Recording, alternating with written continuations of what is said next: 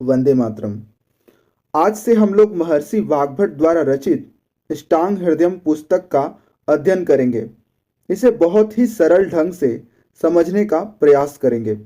वर्तमान में जो अष्टांग हृदयम पुस्तक हमारे पास है, हिंदी अनुवाद वाला, इसे श्री ब्रह्मानंद त्रिपाठी जी ने अनुवाद किया है। दुर्भाग्य से इस पुस्तक में बहुत से मिलावटी सूत्र लिखे गए हैं, जिसमें मांसाहार या मांस सेवन प्रमुख है। इन सारी मिलावटों को दूर कर हम सबसे शुद्ध अष्टांग हृदयम पुस्तक आप तक पहुंचाने समझाने का प्रयास करेंगे। इससे पहले हम आप सभी से आग्रह करते हैं कि कृपया चैनल को सब्सक्राइब करें। निरंतर वीडियो की सूचना पाने के लिए घंटी का बटन को दबाएं। वीडियो को पसंद लाइक करें। आपके मन में कोई भी प्रश्न या शंका हो तो हमें टिप्पणी या कमेंट करें। पिछले 17-18 वर्षों से भारत में आयुर्वेद की सर्वश्रेष्ठ पुस्तकों में एक अष्टांग हृदयम की बहुत चर्चा होती रही है। इसका सबसे बड़ा कारण है भाई राजीव दीक्षित, स्वदेशी के महानायक, महान क्रांतिकारी, अमर बलिदानी भाई राजीव दीक्षित जी ने वर्षों अध्ययन करके जब अष्टांग हृदयम पुस्तक को सरल भाषा में लिखकर सबसे प्रमुख कुछ सूत्रों को कारण सहित लोगों को बताना शुरू किया, तब से आज तक, जबकि 2010 में उनकी हत्या हो गई, फिर भी YouTube आदि पर सबसे अधिक अष्टांग हृदयम के इन सूत्रों को लोग सुनते हैं। आज से 3000 वर्ष पूर्व सिंध प्रांत, जो अब पाकिस्तान में है, वहां वाग्भट जी का जन्म हुआ था। वे चरक संहिता के रचयिता श्री चरक जी के शिष्य थे। वाग्भट जी की लिखी 2 पुस्तकें सर्वाधिक प्रसिद्ध हैं, एक अष्टांग संग्रह, दूसरा अष्टांग हृदयम। अष्टांग हृदयम में उन्होंने साधारण लोगों की सरल भाषा में चरक संहिता का निचोड़ डाल दिया है। यह संस्कृत भाषा में लिखी गई है।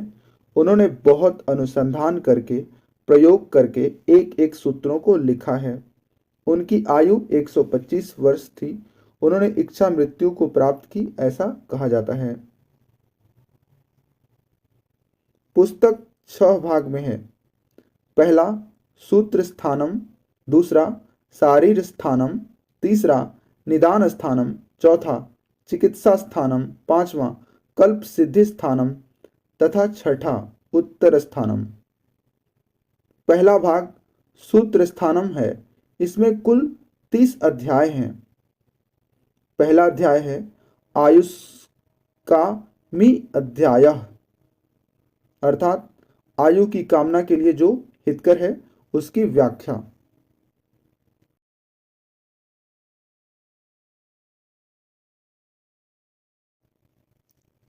दोषों का वर्णन।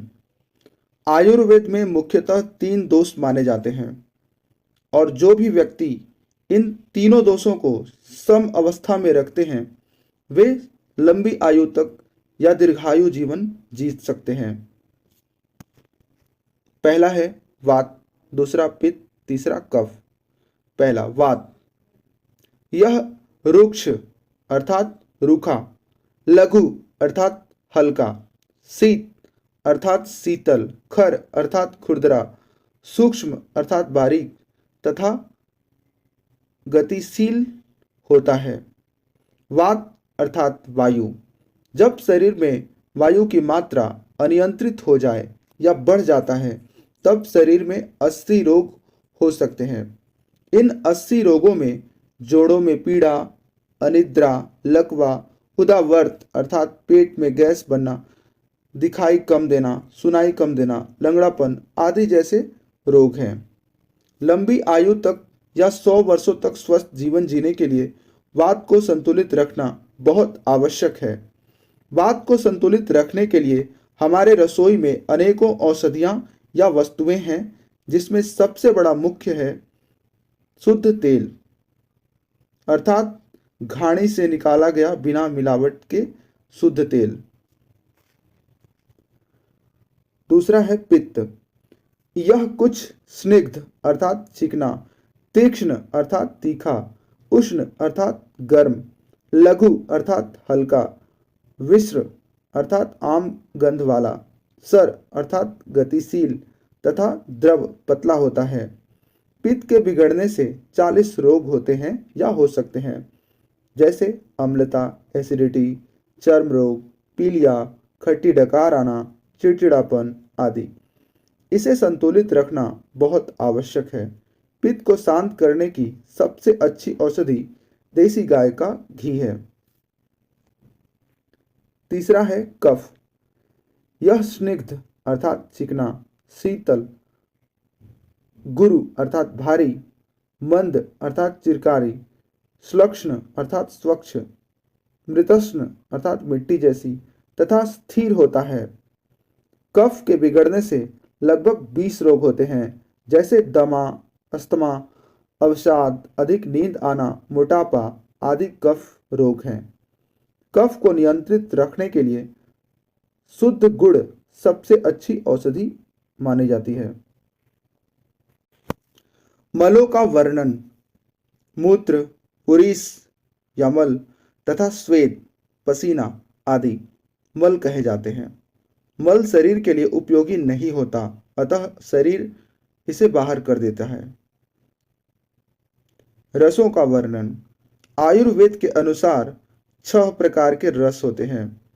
पहला स्वादु अर्थात मीठा, दूसरा अम्ल अर्थात खट्टा, तीसरा लवण अर्थात नमकीन, चौथा तिक्त अर्थात तीखा जैसे नीम चिरायता होता है, पांचवा उष्ण अर्थात कटु जैसे काली मिर्च होती है, तथा कषाय कसैला। ये सभी पृथ्वी पर पाई जाने वाली सभी जड़ी बूटियों या पेड़ पौधों से प्राप्त पत्तों, फलों, पुष्पों आदि में पाए जाते हैं। विपाक का वर्णन। सभी प्रकार के द्रव्यों में कोई भी रस क्यों न हो, जब वह पक जाता है या परिपक्व हो जाता है तो वह 3 प्रकार का ही होता है। पहला मधुर, दूसरा अम्ल, तीसरा कटु। वैद्य या चिकित्सक के 4 लक्षण कौन से हैं? पहला दक्ष, चिकित्सा कर्म में कुशल। दूसरा तीर्थ, आचार्य आयुर्वेद शास्त्र के अर्थ को ग्रहण कर चुका हो। तीसरा दृष्टकर्मा, चिकित्सा की विधियों को जो अनेक बार देख चुका हो। चौथा जो सूची शरीर और आचरण से पवित्र हो।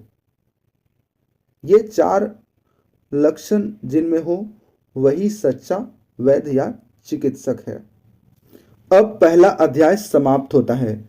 हमने यह अध्याय संक्षेप में बताया है। जो आपके लिए अति महत्वपूर्ण हो उसे हम विस्तार से बताएंगे। अगले वीडियो में हम दिनचर्या अध्याय शुरू करेंगे। इसमें हम स्वस्थ दिनचर्या के सभी सूत्रों को विस्तार से कारण और वैज्ञानिक दृष्टि से समझेंगे। यदि आप किसी रोग से पीड़ित हैं, आपका रोग वर्षों से ठीक नहीं हो रहा है, रोगों की चिकित्सा के लिए सैकड़ों चिकित्सकों, डॉक्टरों, चिकित्सालयों, हॉस्पिटलों का चक्कर लगा चुके हों, फिर भी रोग ठीक नहीं हो रहे हैं, तो फिर एक बार हमसे अवश्य संपर्क करें। आप हमारे व्हाट्सएप 7781832013 पर अपना नाम और अपनी समस्या बताएं, लिखकर या वॉइस रिकॉर्डिंग करके। हम आपको निःशुल्क सर्वश्रेष्ठ परामर्श देंगे। आपके लिए जो सर्वश्रेष्ठ चिकित्सा की आवश्यकता है वो बताएंगे। आवश्यकता पड़ने पर हम यहाँ से आयुर्वेदिक औषधियाँ भी आपके पते पर ऑनलाइन भेज देंगे। अतः यह व्हाट्सएप संख्या अपने मोबाइल में सेव कर लीजिए। मेरा नाम है रवि रंजन सिंह, या वेद गंगा आयुर्वेद या संपूर्ण स्वदेशी परिवार के नाम से रक्षित कर लीजिए।